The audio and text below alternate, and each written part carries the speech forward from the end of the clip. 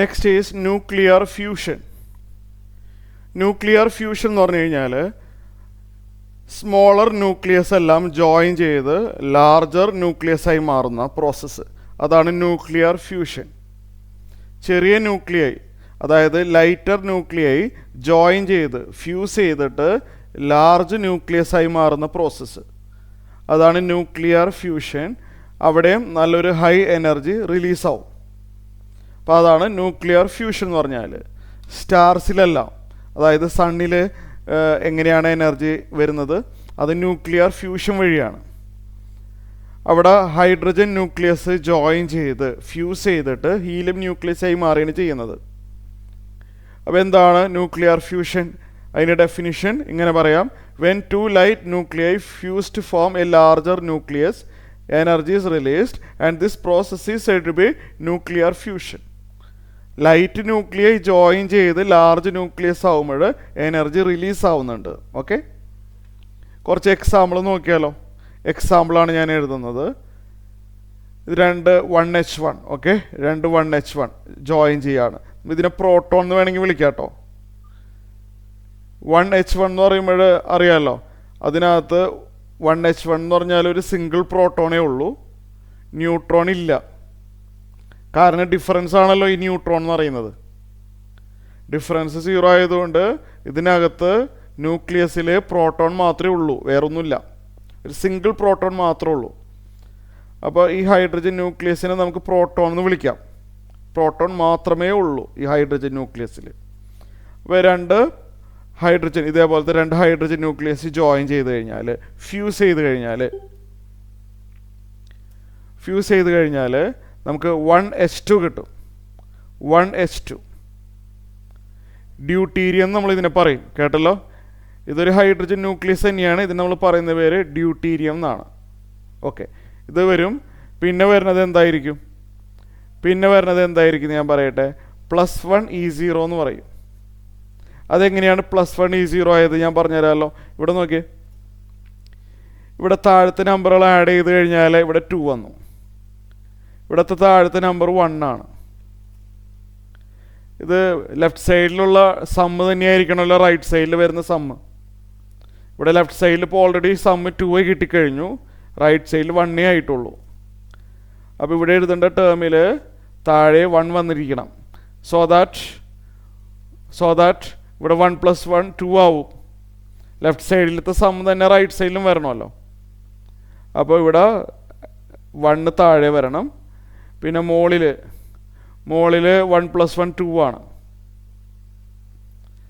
ഇവിടെ മോളിൽ 2 തന്നെയാണ്. അപ്പോൾ മോളിലൊന്നും വരണ്ട. അങ്ങനത്തെ എലമെൻ്റ് ഏതാണെന്ന് അറിയാവോ?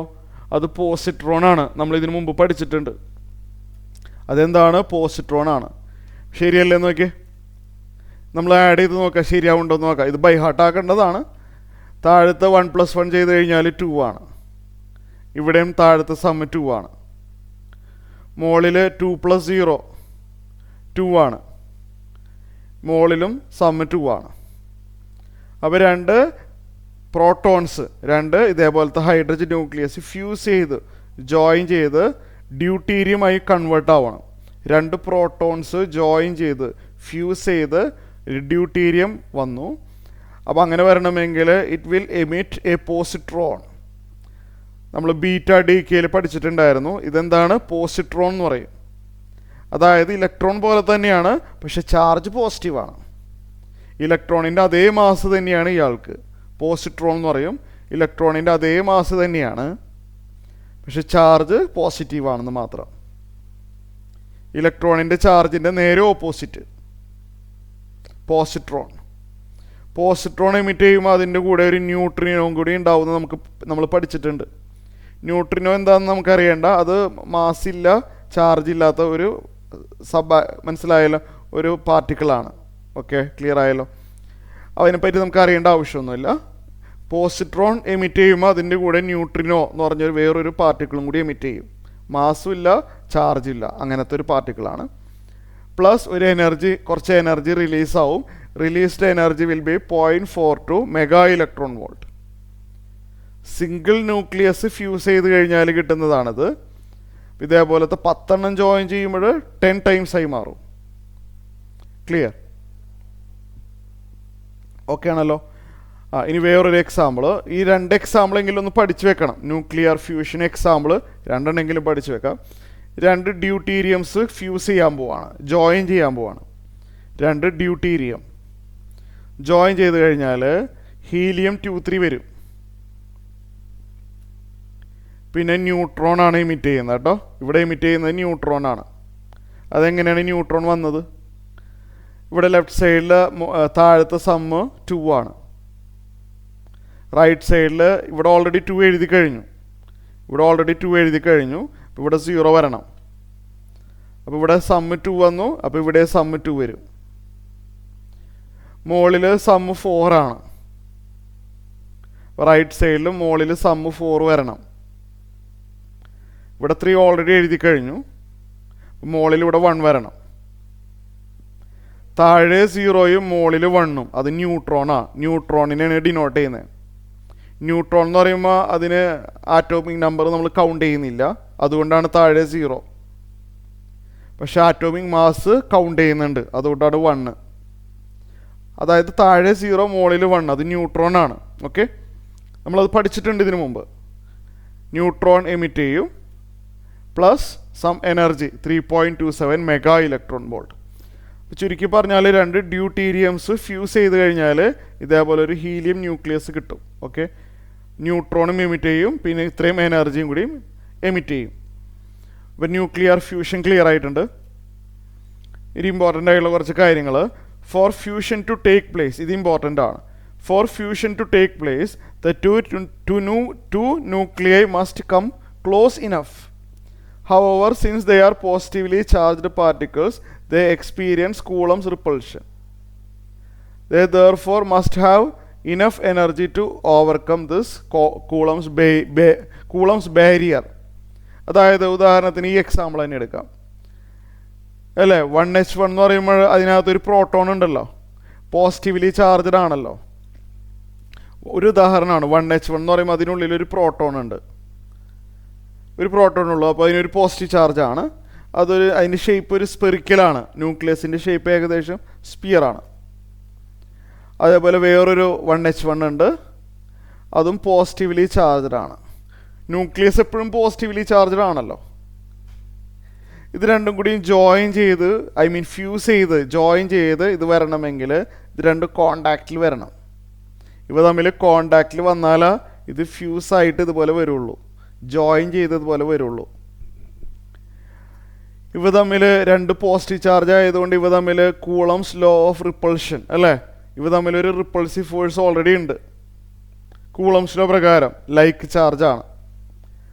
അപ്പോൾ നല്ലൊരു എനർജി നമ്മൾ സ്റ്റാർട്ടിങ്ങിൽ കൊടുക്കണം. ഇവരെ നമ്മൾ ഇങ്ങനെ അടുത്തോട്ട് കൊണ്ടുവരണമെങ്കിൽ initially we have to do some work. തുടക്കത്തിൽ മാത്രമേ ഉള്ളൂ നമ്മളത് ടെമ്പറേച്ചർ. അപ്പോൾ ഒരു തുടക്കത്തിൽ നല്ലൊരു ഹൈ ടെമ്പറേച്ചർ ഉണ്ടെങ്കിൽ ഇതിന് രണ്ടിനും അത്യാവശ്യം നല്ല കൈനറ്റിക് എനർജി ഉണ്ടാവും.